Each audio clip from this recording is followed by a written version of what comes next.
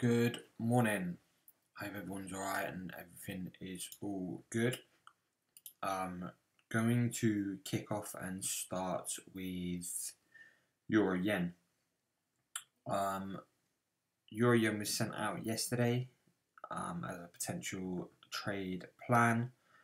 We were looking for the break below 127.70, which we'd obviously seen. We saw yesterday when we were talking, and yesterday morning, obviously sitting around this area, and then we started to see some big drops surrounding the euro.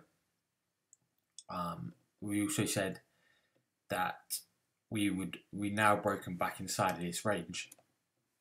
So what we looked to do when we'd seen a further drop back inside was to take a short position, targeting back down within the new swing. Now, it remains to be seen whether or not we're going to see that. Obviously, as things stand, we're chilling around kind of 127.30, sitting around this area that is highly likely.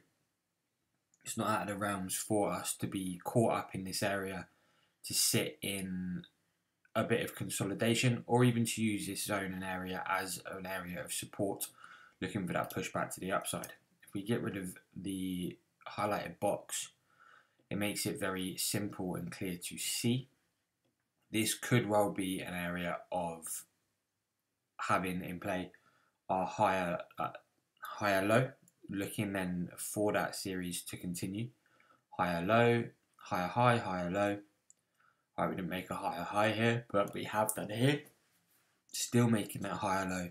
If we then make a higher low here, push back towards somewhere around 127.70, 127.80, then obviously what we would look to do is to see price continue.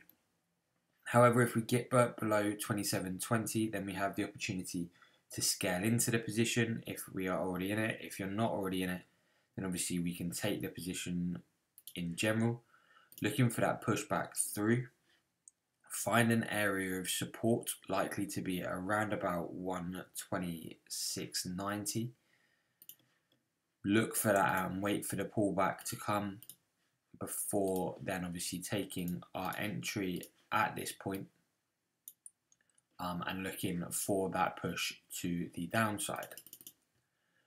So we will need to wait and see how things progress with that. Obviously a pop back above 27.80, back above this support, this region through here. I'm just going to highlight it off very quickly. Somewhere back above this region would obviously see us look to turn focus back to the long positions, back to the upside. But we shall see how we play out. We can't make any rash decisions or make any decisions just yet because we don't have enough information surrounding the pair. I think as far as things go, what it seems that we're looking like at the moment is just a pure breather. Just some consolidation, not really doing anything, not really doing much. As we said before, we tend to see the euro pairs consolidate, move, consolidate, move, consolidate, move. So we're in some consolidation. Wherever we break out, whether it's to the upside or the downside next, it's going to give ourselves a very likely indication of where price is going to head over the course of the rest of this week, over the next day, as we progress through. So there's not a trade at the moment. If obviously we're already in it, then you should be risk-free or at least very comfortable with where the stop loss is, and obviously looking to hold that position out. I think with our stop loss we had about a 25 pip stop loss, so it's not the end of the world if that was to get hit. However, obviously at the moment we are in profit, so we'll continue to ride the pair out, see if 127.20 can be hit or not. Moving through to Euro odds, we saw some Australian dollar data out overnight, which didn't really move the pair, I must admit. I expected more of a reaction considering the positive data that came out, with unemployment rates being slightly lower than what they had anticipated. However, obviously, we haven't quite seen that kick on. Now, for those that we were talking yesterday morning, obviously we saw that large push to the downside, and I said that we could take a sell limit from 55.80 and get involved from there. So obviously myself and others will be involved from a sell limit at 55.80, pushing price back to the downside. Now, again, as we look with Euro Yen, Euro Oz, and I'm sure Euro New Zealand looks very similar, we have a fair bit to wait for. There's not really clear signs of anything just yet. Just seem to be sat around this consolidation region. Again, we can just box that off. Sat around this region until we get below, above the highs, we have nothing. Until we get below the lows, we have nothing. So all we need to do now is wait things out. If we break back above the previous lows that we have in this region, or spike into this zone, we can then expect a retest of 55.80, and then obviously if we break above that, then we are back inside of this previous range and this previous area that we were caught up in between 55 or 56 and 56.50. So we will stay sat around this region until we get that breakout to the upside, or obviously if we see that push through the bottom to the downside. From now, I would be looking for entries around 55. If we get an entry below 155, then obviously we can look to continue to hold that. As we look further out, obviously we have 153.50 as our next level. Now that we have broken through these areas, we can see that we have kicked on through all of these, the previous zones that we've had, giving ourselves 153.50 now as the next potential area, the next potential target. Yesterday's daily close was lovely. We've seen a break back below the previous lows, so we will just await signs and confirmation. However, a swing to form or a break of some consolidation, if we're going to consolidate, I would imagine we're going to do it for another 4 to 8 hours. Then obviously potentially see that break to the upside or downside, depending on where obviously strength lies. So we will have to keep an eye on how things progress there. No, I don't want that one anymore. In fact, I just want to change that to one.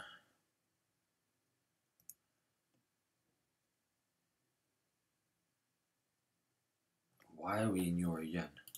Oh, because I just hit that. I didn't want to do that at all, did I? But let's change that. What I want to do is set an alert 155 on Euro Oz.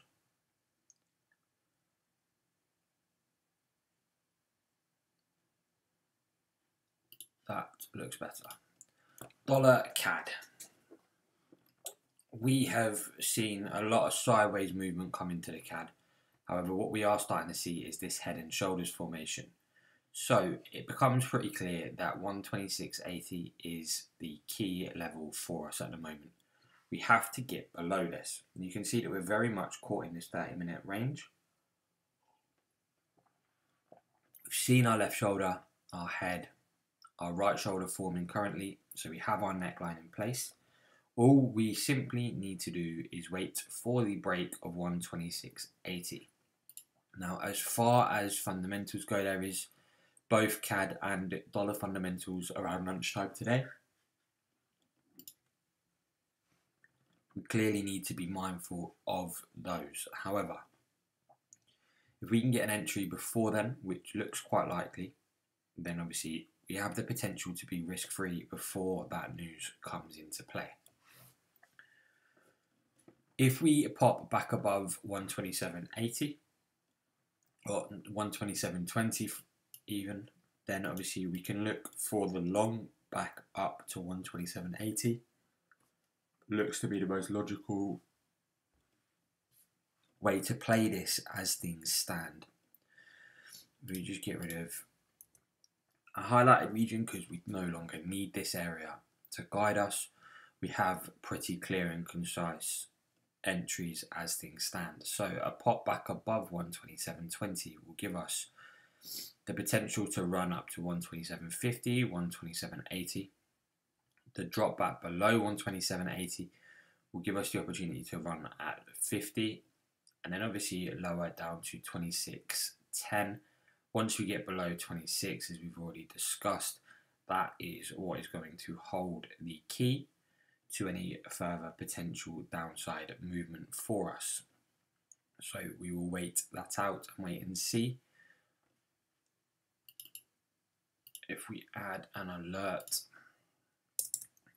at 80, that is going to let us know that we are clear of that region. Aussie Yen, we've not really done anything. We are still very much trapped range bound from where we were before. Given the way that Euro Yen is shaping up and the way that Euro Oz is shaping up, I would anticipate the break to the upside. The yen doesn't seem particularly strong, but the Australian dollar does seem to be strengthening up. So the pop to the upside would make a lot of sense at this point, I feel. If we go out to the 4 hours, we can see that we've not really done anything. We're just sat in consolidation. However, we have seen some large rejection. Price is just chilling. So breaks back above above 83.10, 82.30 even. We get there in the end. 82.30 should give ourselves a push back up to 83.10. And then obviously 84 in extension to that. Pop back up. And then obviously 84.50, 84 in extension to that potential move. So we shall wait that out. The 4 hours looks pretty good for it, to be fair. The Australian dollar looks to be strengthening up. The hourly looks like we would then break that area of consolidation. 30 minutes we would break that consolidation. We do need to wait for an entry above 82.30. Once we see that, then obviously we will see where we progress from there. Euro New Zealand. Let's get rid of that. Let's get rid of that. I don't have the clearest looking chart. It is so sideways and so choppy. There is no real direction involved in this at the moment. Really and truly, what we need to be waiting for is the pop below 167.10 or 167. That's what we need to be waiting for. Anything else at this point in time just leads us into potential to get trapped into consolidation and into this range. We can see that the pair is just looking to consolidate. We come out to the higher time frames, 4 hours for instance. We have done nothing for well over a week now. The 4 hours looks good for the break. It looks good for the drop. However, obviously then we just need to get back through previous support. What we need to see is a break back into this previous range. So in between 67.50 and obviously 66.20. We need to get back inside of that range. However, we're not going to get that until this area is broken. Rejection away from 67.20 might give ourselves a long back up to 68. we can keep an eye on that and potentially watch for that. However, as things stand, I believe the drop below 67 would be the more logical scenario to be looking for. Once we get back below that 67 region, then, like I say, we should get down to 66.50, 66.20,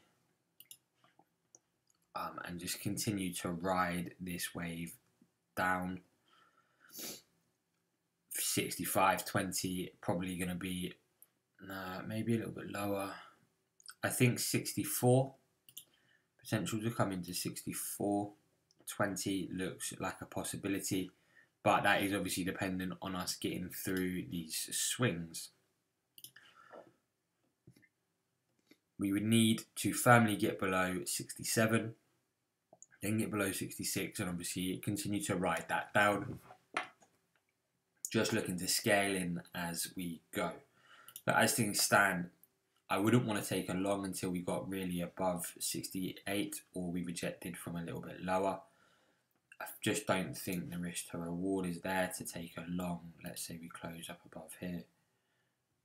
We need it. We don't. We need about 45 to 50 pips stop loss because we want to use this area of support as our stop loss. And you have a 50 pip target. Even if you were just to use like a 30 pip, it's just the risk to reward isn't there to bring you back to range high. It seems like a silly position at the moment. We'd be better off waiting to see the breakout, retest, taking a 35 pip stop loss, and then watching for price then. Pound New Zealand. This wasn't what I was hoping to open my chart to. I'm currently Pound New Zealand short from 192.80 from the swing we saw last night. We've clearly not done much overnight.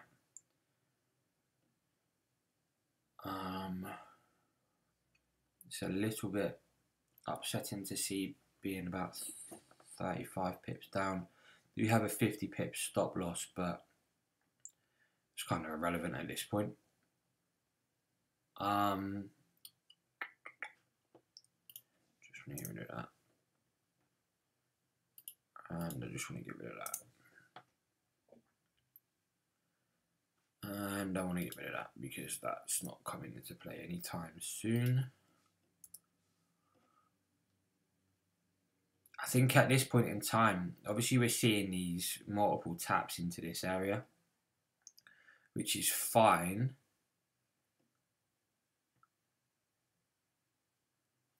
Do just need to see some solid rejection away from this level, and we need to see a break back below. It's so choppy. Again, I'm sure if you come to the 4-hour time frame, you're going to see nothing but sideways movement. Sideways movement. Price is most definitely stalled with the pound momentum. Obviously, we saw pound yen, pound dollar, obviously pound New Zealand, pound Oz, everything skyrocket for about 300 odd pips from last week. However, price seems to have stalled a little bit. We've not really done much, so I would anticipate that pullback. I still very much anticipate that pullback into 92. I just don't know when is the difficult thing at the moment. I think drops back below 80 will obviously give ourselves that option, and then obviously we shall see how price fares from there. I don't necessarily buy into all the pound strength at the moment. I don't actually see the reasons behind it. We will see how things progress around this area.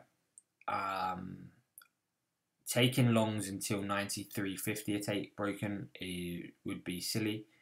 We would need to wait for that to occur. That's the most logical scenario. Obviously above that, then obviously we can focus firmly around 94 and 94.80. But until that is taken out, then obviously it wouldn't be worth looking at that area just yet. You can see where we're rejecting from around this 93.30 mark that's played previous support.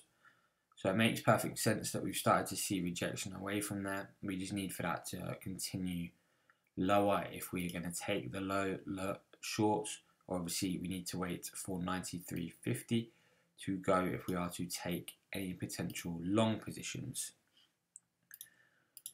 Apart from that, there's not a great deal that we can do with the pair. It's just sat in no man's land at the moment. If you wanted to be real cautious, then you would need to wait for 92 to be taken out to take shorts. However, I believe from 92.80 down to 92 would be a pretty much given once that area is taken out, if it's taken out again. There is obviously nothing to suggest that that might be the case. And again, there is no fundamentals out, although I can imagine that there's going to be a fair bit of noise between now and Monday about potential about UK lockdown strategies and how they will look to come out of that area. So that might give ourselves a catalyst. However, with things the way that they've been in the media, I would very much anticipate that that is relatively jovial, and they try to put a positive spin on everything, and therefore that push back above 93.50 for those potential longs to 94.80 make a lot of sense at the moment. Should there be comments made in the media by either the Prime Minister or any of the top aides surrounding the coronavirus.